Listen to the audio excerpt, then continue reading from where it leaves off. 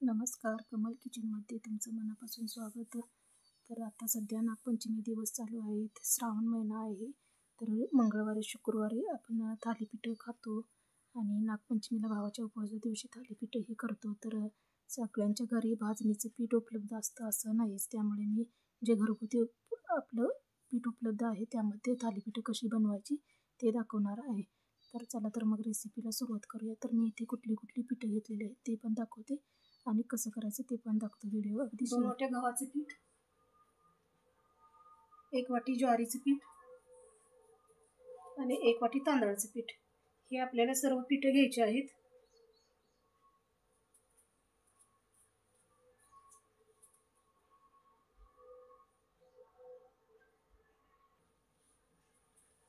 हिरव्या मिरच्या, लसूण,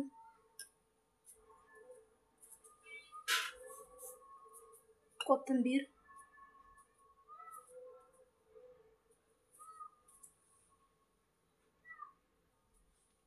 आणि जिरे. आता मिरचीचे मी इथं देठ काढून घेतलेले आहेत, ते आता मी मोडून घेणार आहे अशी.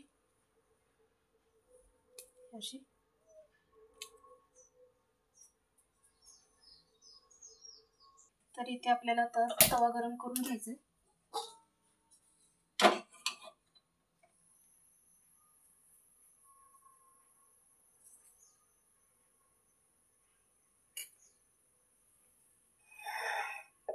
त्यामध्ये अशी एक आपल्याला मिरची मोडून टाकायची.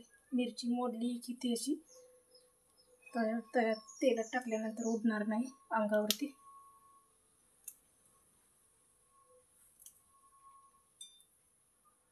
तर आता यावरती आपल्याला तेल टाकून घ्यायचंय मिरचीवरती.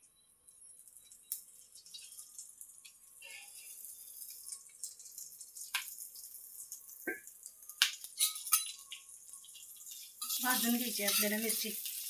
तर मिरची भाजून घेतली तर आपण थालीपीठामध्ये कच्ची आपण चटणी वाटणार आहे, ती एकदम पचायला छान लागते. कच्ची मिरची खाल्ली तर आपल्याला जरासं पोट बिघडण्याची शक्यता असते. भाजलेली मिरची अशी पचायला एकदम छान असते.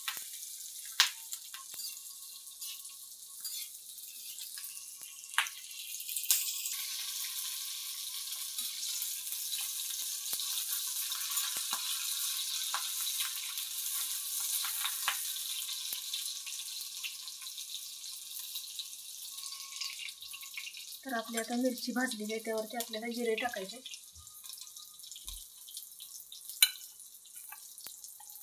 आणि लसूण. गॅस बंद करायचा. मिश्रणाचं एकसारखं हलवायचं.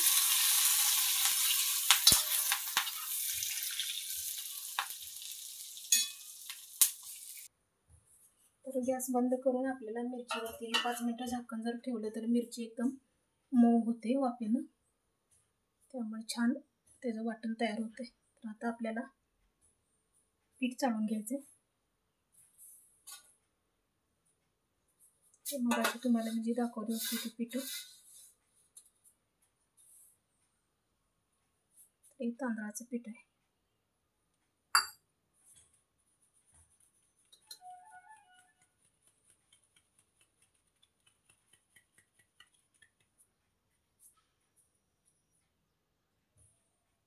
हे बेसन पीठ,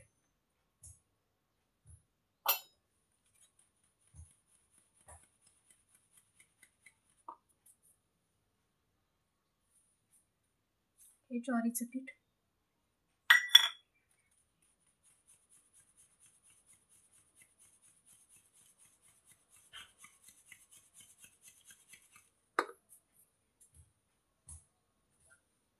आणि गव्हाचं पीठ.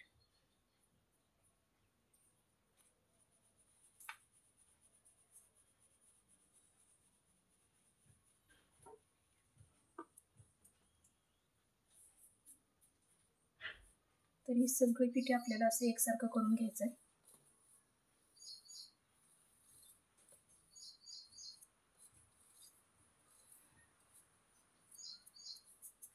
आणि आपली आता मिरची ही छान मऊ शिजली गेली. त्यात आपण मिक्सरला याची चटणी करून घ्यायची.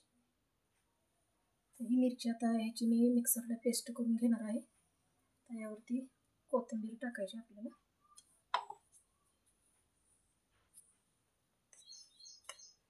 आणि मीठ आपल्याला थोडं चवीप्रमाणे पिठात पण वापरू शकतोय आपण.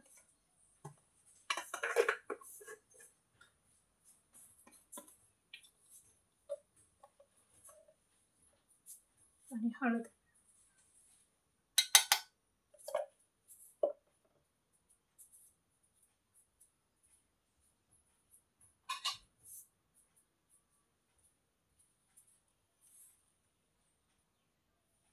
तर आपली चटणी किती छान वाटली गेली हे आपण बघू शकतोय.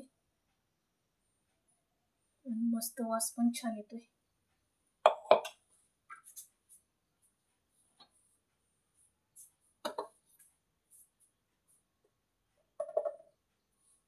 तर या पिठामध्ये आपल्याला आता चटणी मिक्स करायची. या चटणीमध्ये मी थोडंसं पाणी टाकून चटणी बारीक केलेली आहे.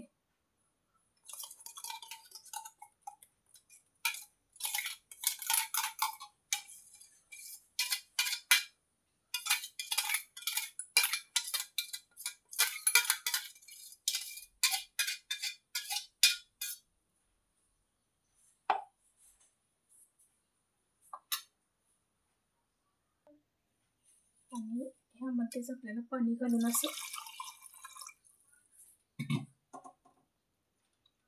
हलवून घ्यायचं. आणि हे पाणी आपण पीठ मळण्यासाठी वापरायचे.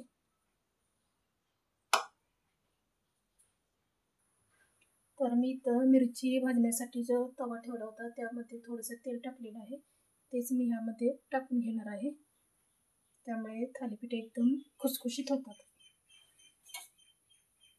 मला दाखवते मी आता.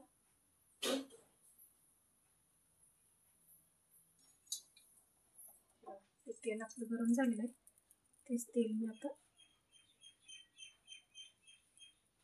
पिठामध्ये टाकलेलं आहे.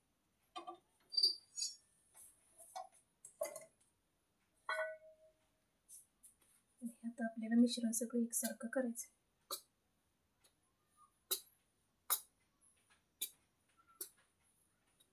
मीठ आपण पहिलाच टाकलेलं त्यामुळे आपल्याला चव बघून आणखीन थोडं वरून मीठ टाकलं तरी चालेल.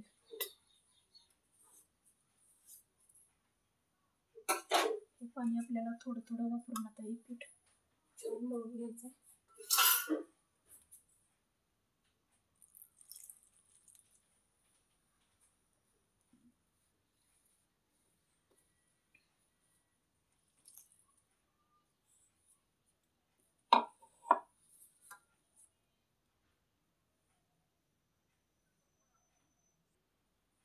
तर ही थालीपीठ आपण म्हणजे नागपंचमीला आपण उपवास करतो त्या भावाच्या उपवासा दिवशी, तर श्रावण महिन्यामध्ये आपण मंगळवार शुक्रवार या दिवशी ही थालीपीठ खाऊ शकतो.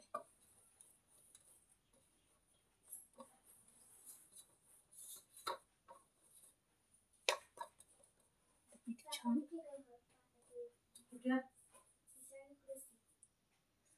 तर आता पीठ असं छान मळून तयार झालेलं आहे. तर मीठ वगैरे एकदम परफेक्ट आहे. मला दाखवते मी. तर मी पीठ थोडंसं असं चाकून बघितलेलं आहे.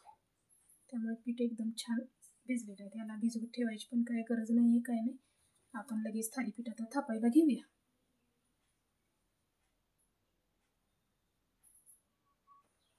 तर मी ते तवा गरम करण्यासाठी आता ठेवलेलं आहे. आता मी थालीपीठ तुम्हाला थापून दाखवते. तर मी आता या कपड्यावरती थालीपीठ थापणार आहे.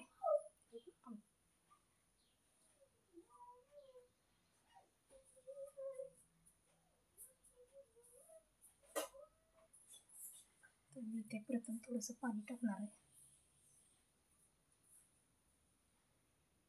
असं कापड अंतरायचे.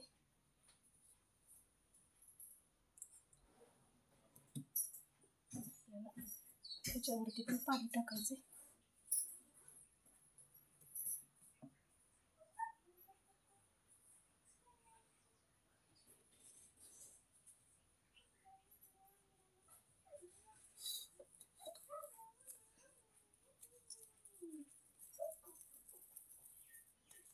असं आपल्याला थालीपीठाचा आता गोळा घ्यायचा आहे.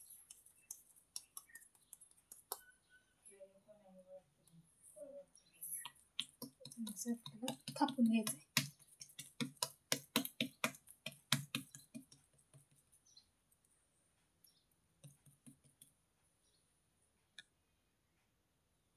आपल्याला जास्त थापता नाही आलं, एकेकांना नाही जमलं तर आपण लाटण्याला पण असं हे मोठं करू शकतोय, पण अलगद फिरवायचंय असं.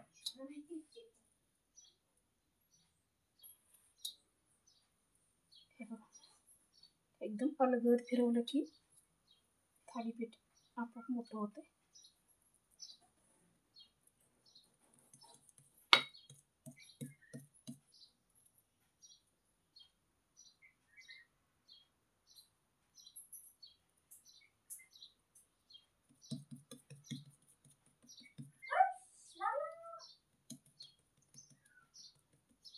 त्यानंतर आपलं आता थालीपीठ इथं थापून झालेलं आहे.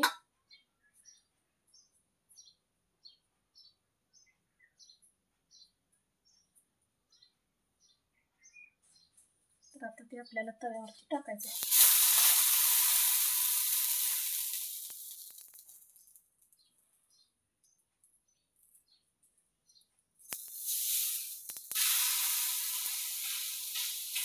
आणि असं आपण बोटाने त्याच्यावरती छाप उठवायचं.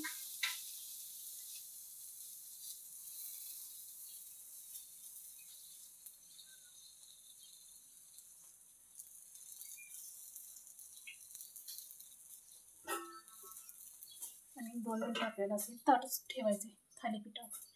त्यामुळं थालीपीठ छान वाफवून आतनं भाजलं जाईल.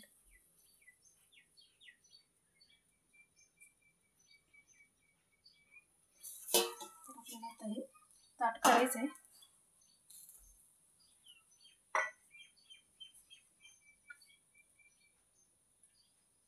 आणि असं कढईने आपल्याला तेल सोडायचं.